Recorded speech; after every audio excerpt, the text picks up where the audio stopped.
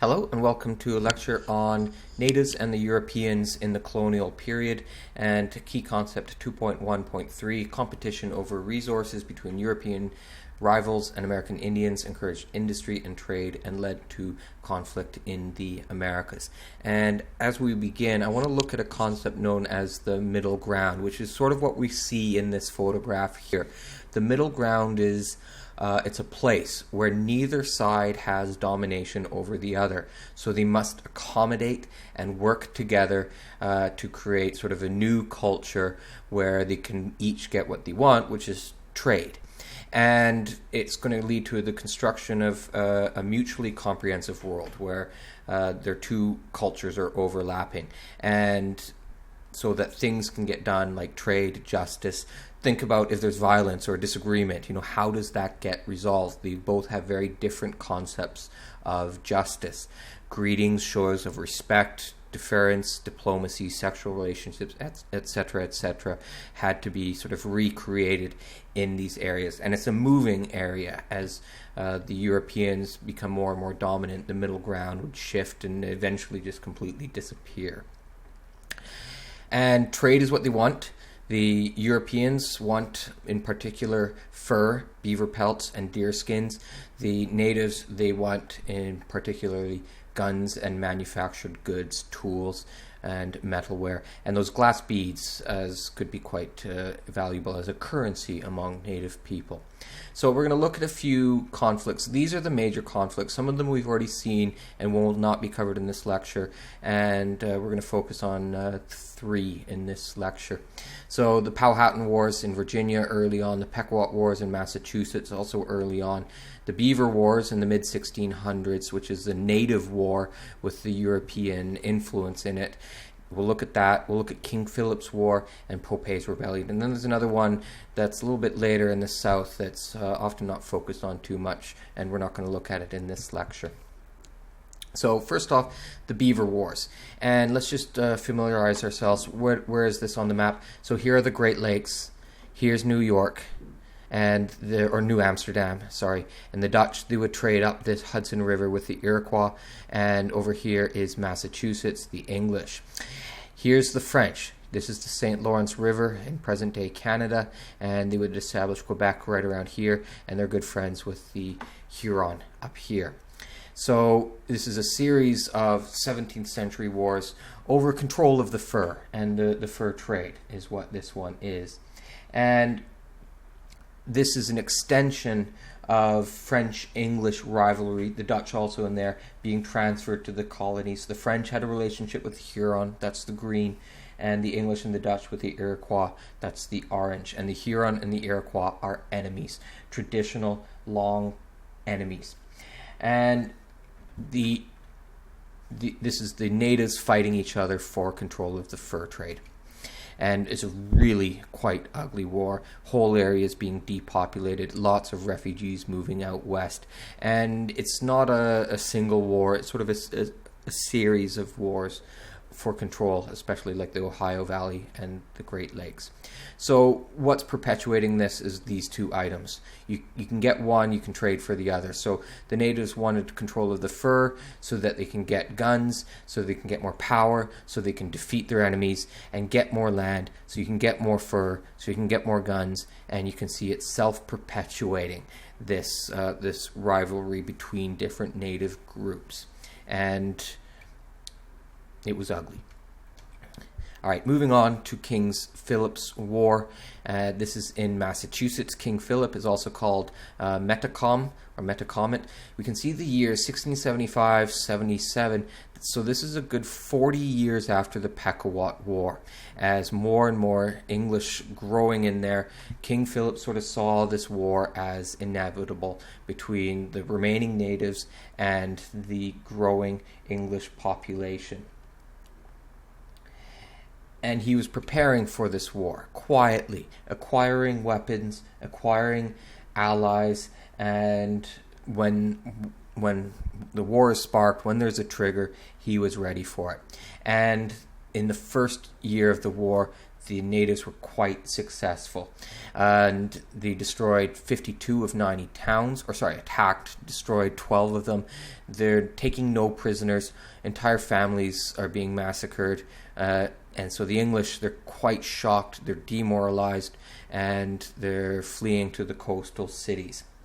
And the natives are really attacking the entire culture and attacking all things English. So the churches were a target, and the animals, which would often be mutilated. And the reason is, the pigs are coming onto the native farms and, destroying their crops, and they're quite angry, and they absolutely hate cows and pigs.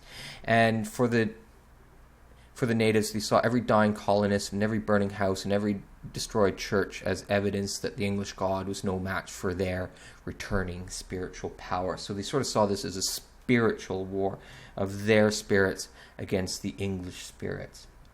Now, in this war, the natives had been quietly acquiring these weapons before the war, flintlock muskets, and the English did not have any technological advantage over the natives.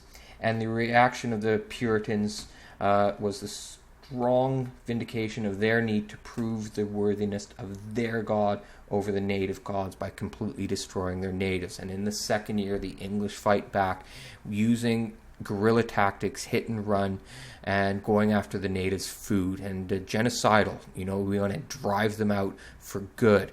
And the natives get weaker and weaker. Their food is in a very low situation. They're running out of ammunition, and with the increasing English attacks, they are weakened, and their morale's gone. A quarter of their population is destroyed.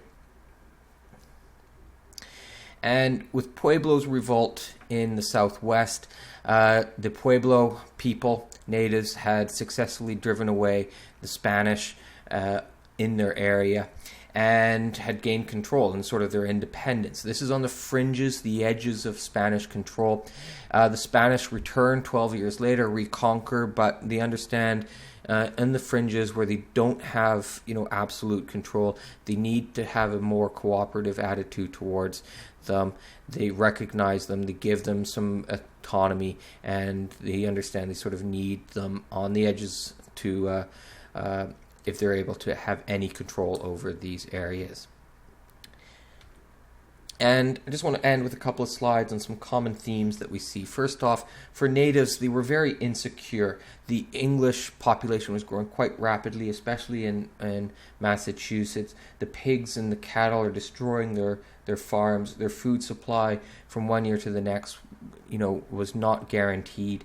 And disease was really causing problems for them as they were dying in epidemics. And this is the real killer of natives.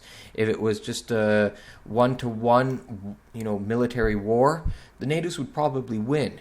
But with the disease and the hunger, that was their real enemy. They're not united together. We saw with the Huron and the Iroquois, they did not see the necessity of uniting against the Europeans. They did not see the Europeans as a common enemy. And it's a good reminder that the natives were disunited, acted rationally as actors. There were shrewd, smart people using the divisions of the French and the English to get more of what they wanted, which was the weapons. And they're acting rationally in this way. Both sides had an us versus them mentality. We cannot live together. It's going to be one or the other. Particularly the English had this. There were total wars, guerrilla wars, genocidal wars. And in the short term, the natives often had success. But in the long term, the disease, the hunger, the shrinking native population and the growing English population, they were doomed. Which gets to my final thoughts on the natives. The rivalry between natives, even if they had been united in the long term, probably would not have succeeded. And the rivalry was only natural. They didn't see the Europeans as necessarily their greatest threat. They often saw other natives as their greatest threat. the English developed a very strong identity in this sort of us versus them, and in their success in King Philip's War, they felt vindicated. They felt that God had shown them the way, and God had brought them success, and it only sort of reinforced their own belief in their superiority and the superiority of Christianity and their God. Absolute and relative numbers.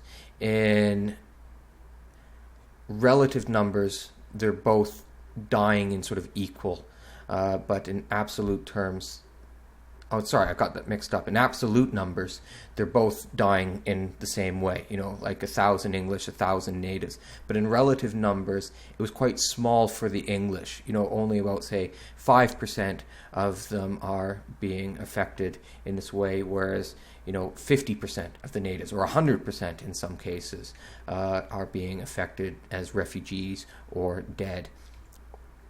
Disease and hunger was a real killer of the natives.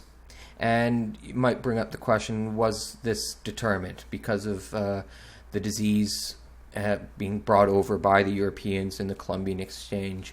Was it inevitable that this environmental factor was going to mean that the natives would inevitably be killed off?